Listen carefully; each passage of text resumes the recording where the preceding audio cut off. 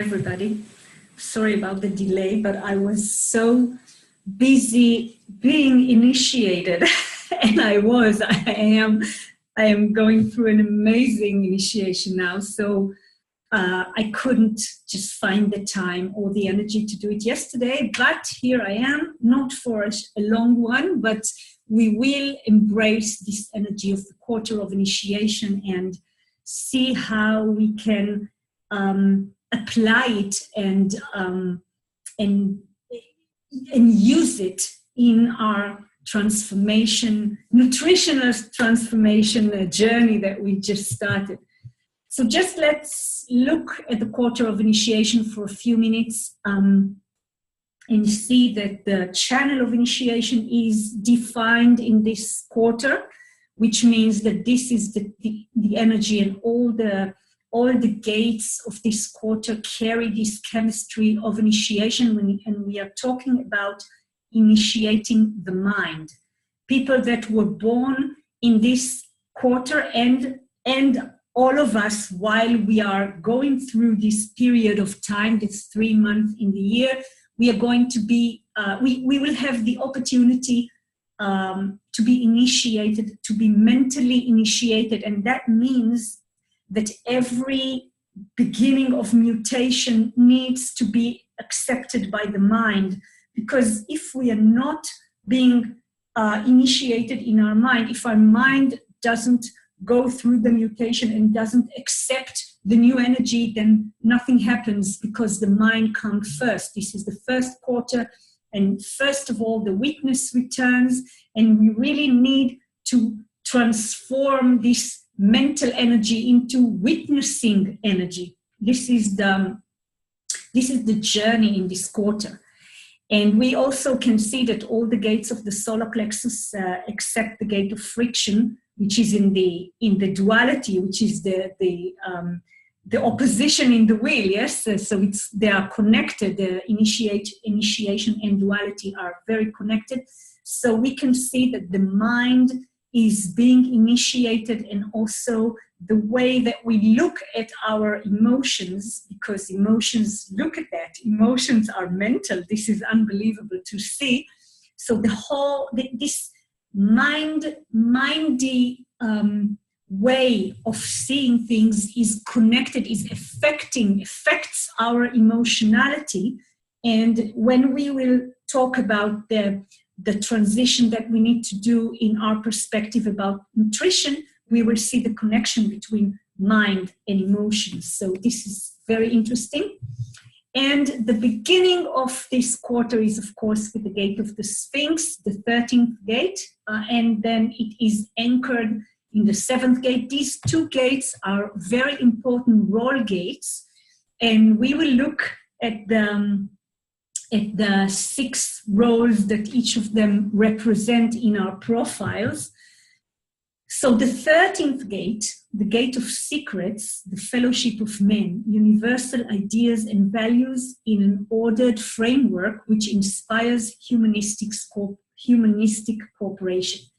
Now, this gate represents the role of the self in openness, the role of openness. This is, a role gate gives their, role gates give their attributes to every line. This is genetic continuity. So everybody that has the first line profile will have this role of openness of the 13th in the first line, even if they don't have this 13th gate at all in their chart. So this is genetic continuity, and this is the meaning of a role gate.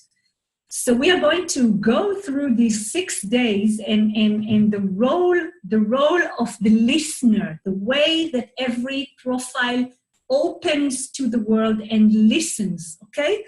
So the first line is about empathy. And of course, it is empathic because it wants to learn. So it gives itself to the listening because it might learn new things that will strengthen their foundations. So this is the way the first line listens. The second line is bigotry. They just don't want to listen. They hardly listen because they are very, very selective.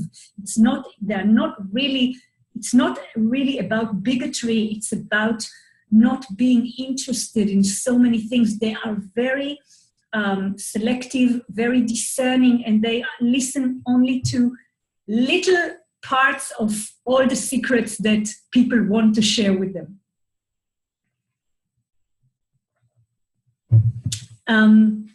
And then the third line is, of course, the pessimist, because they listen, but they used to bump into so many things that don't work, that when they listen, they are open, but they are open with pessimism. The fourth line is, of course, fatigue, because the network comes and shares the secrets, and it's a lot of people, and the network can really exhaust you.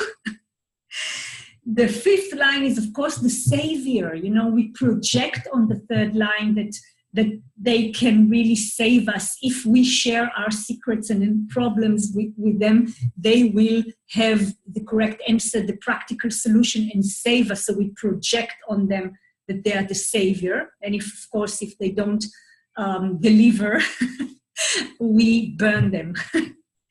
And then the sixth, just a minute. And then the sixth line is, of course, the optimist. After being half of the life pessimist, they go through the roof phase, and they get down from the roof with an optimism, and they can listen in an optimistic way. So this is the 13th gate as a roll gate. And the 7th gate. Now, the 7th gate is a very interesting gate because the gravity of this gate is very, very strong. This is the role of leadership, the role of externalization in interaction. And because it is part of the alpha channel, and because this is a logic gate, it is almost as strong as the 10th gate in the genetic continuity. And the army as the point of convergence. By design, the need for leadership to guide and order society.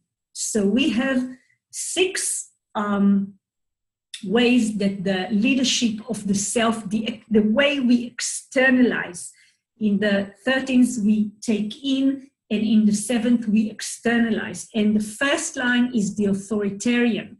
And if you listen to first line beings, when they have strong foundations, they really sound very authoritarian. And it doesn't really mean that what they say is really correct for us, but the way they sound is very authoritarian. It's healthy. I mean, if you have a kid, a first line kid, and you hear this way of talking, this authoritarian tone, you know that they live their design. The second line is the Democrat. He doesn't really want to talk so much. He doesn't want to lead unless he's really being called out.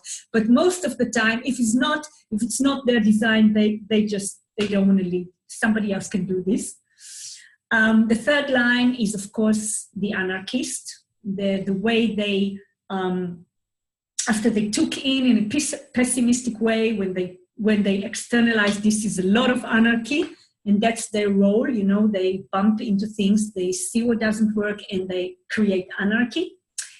The fourth line is the abdicator, because the fourth line will lead only when there's no resistance. So if there is any resistance, they don't want to make any effort, they just, you know, they are the abdicators.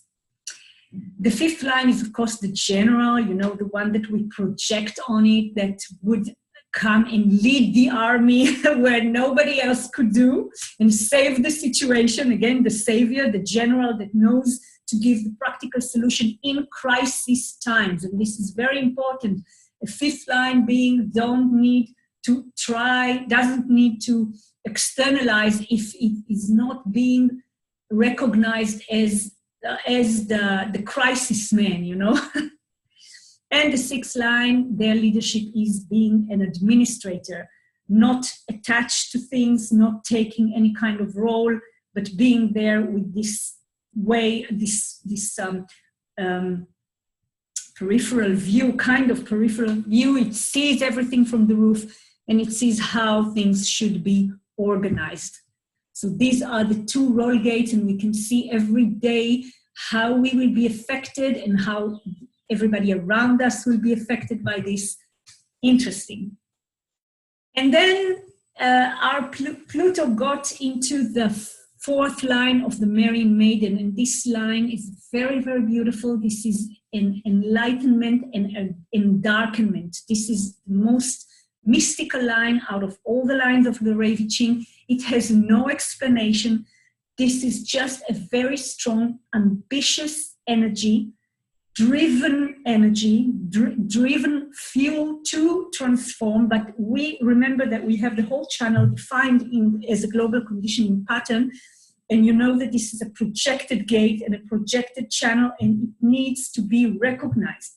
Now here, the ambition of this Marian Maiden will be recognized by the light force or by the dark forces, and it depends on the journey of the person. So we don't know who would recognize our ambition, but let's see. And of course, all the people who have fourth line in their profile would feel the energy. And I think now, when I'm just recall what happened to me yesterday, to me and to another person, that I had a deep conversation about real transition, and really feeling now when I talk about it, I really feel that each of us in different situations were recognized or empowered by or supported by really strong forces, that it feels like our ambition was recognized. Wow, this is strong. And it combines with this channel of initiation that was, now it's the end. I think now it's already the sixth line of the gate of shock in the moon. But this energy was from about 8 hours or 8 or 9 hours before. And I think this, together with Pluto, made a huge change in me, and also in this person that we talked. And I think if you look back, maybe you had a quantum leap or something mystical, because this channel combined with the Marian Maiden in the fourth line could be very, very strong. Wow, and now I can really understand it and see the connection. Wow, really beautiful. What's going to be to happen tomorrow is that we are going to have the channel of awareness, Mercury, that is in the gate of mystery, the pressure to know the unknown, combines with the moon in the gate of rationalization, the gate of returning, which is also, by the way, the gate of returning is the way of the quarter of initiation, because this is the last gate in the quarter of initiation that shows us the way of this quarter, and this is the returning. The witness returns. So this whole mystical theme of the witness returns to the body. We can see through this the 13th gate that looks to the past, and the 24th gate that is about the returning. So the channel of awareness is going to help us have realizations about the mysteries, and we are going to have Mars in the gate of opinions and Saturn in the gate of ideas, and both of them will be lightened up, and a lot of mental activity will be accompanied to the transformation, the fuel for transformation that is being strengthened so much by the Marian Maiden in the fourth line. So this is going to be an interesting week, and we have a lot to look at. And I just want to say a few words to initiate. This is the quarter of initiation, and the channel of initiation is in the transit, and I am the channel of initiation. So this moment is a moment of initiation. and a point of transition, which our mental way of looking, we're talking about nutrition, this is the subject, the mental way and the mental concepts that we used to have, and I just put here these beautiful Osho cards, which, by the way, somebody asked me if there's a connection between tarot and human design. I don't see a connection. I just love cards because they are beautiful, and I like the symbolism. So it's not that I'm implying any real connection. I mean, we have our minds and the connections can appear there. But basically, what I want to share with you is that we have this beautiful timing that our mind can really be initiated, because we can't go through any transformation, any real change if our minds are not being initiated. And the whole thing about this quarter of initiation is letting our mind be initiated to a new vision, and only then the transformation can start. Now, we have in the quarter of initiation gate 3. And gate 3 is part of the channel of mutation. And gate 3 is the gate of the confused energy, the gate of ordering, why it is called difficulties in the beginning, because it is initiating the mind, and initiating the mind to the mutation is the difficult part. After our mind becomes an ally, the whole thing looks different. Now, what I offer you is a new vision, a new way to look at what nutrition is. We need to become witnesses. We need to take a step back and just watch the way we treat this whole subject of nutrition, this whole food stuff.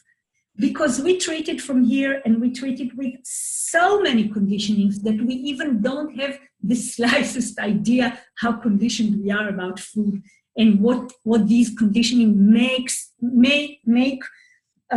affect, how these conditioning affect our mind. You remember, and our emotion, you remember the connection between the mind and the emotions. You could see it in the chart of this quarter. Almost all the gates of the solar plexus are actually mental. So when we eat emotional eating, when we eat because of our emotional state, this is all mental. This is like this Osho card of the mind. And if we want to start really understanding what's going on, we need to take a step back and become witnesses, not be so involved in this with so much emotions about food. And this is the thing about food, it brings all the emotions and we just lose it. So I invite you to look at it first, the first thing, and then there's another thing about mind and initiation. We need to understand, we need to learn. The witness comes back to the body, and it needs to start learning how to deal with this life. So we need to build strong foundations of understanding, logic, understanding what is good, what is bad, how should I try, what should I try, and then only after we have this strong foundation, we can begin experimenting. And you remember, this is a 3-5 year. We are going to have heretical changes, and in order to have the courage to start experimenting and being aware of the trial and error process that we are going to go through, our mind need to be initiated in a mystical way, opening to new things, initiated in becoming a witness to this instead of emotional involvement, and initiated in order to start learning. If we don't have learning process before we do things, it is doomed. We are not looking for new trends. We are not taking what everybody tells us about food.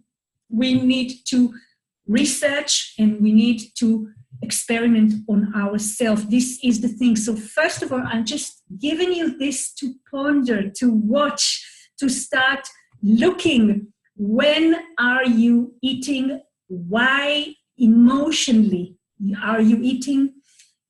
look at it and see what goes in your mind while you're doing it without judgment. We don't need these support groups and this whining about I did this or no. Let's take a step back and just watch it, like we watch every conditioning. I mean, when I'm watching my open root or when I'm watching my open spleen, this is what makes the transition. This minute that I can be a witness and see the fear comes or see the pressure comes, this is the only thing that really initiates.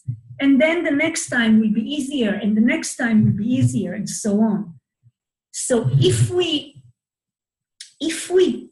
change the way we look at this and we really become a witness, even if we can succeed just small part of the time, that will give us the energy and the courage to go one step deeper and start researching and start listening to many people who do all kind of changes and just take the information in. And everyone has his own type and authority. So the digesting process of the knowledge of the way the mind is being initiated is different. So we should give ourselves a lot of respect and just let the journey begins in this mental initiation. This is what we need to do as a beginning. And the whole thing is about self-love, and our body is the temple, this golden temple that has the strategy. This is the first thing. Without the strategy of the type, we're not going to get anywhere. We have our inner authority that would tell us to what information, what mental initiation will do the work on our temple. And then we sleep alone in order to protect our aura, which is the most important part of the body protection. And then we have the nutrition. We have mental nutrition. We have energetic nutrition. We have our social nutrition. And of course, we have food, which is the nutrition we are talking about. So this is the way we initiate our process, and this is the way we welcome the quarter of initiation. And until the next time, I love you.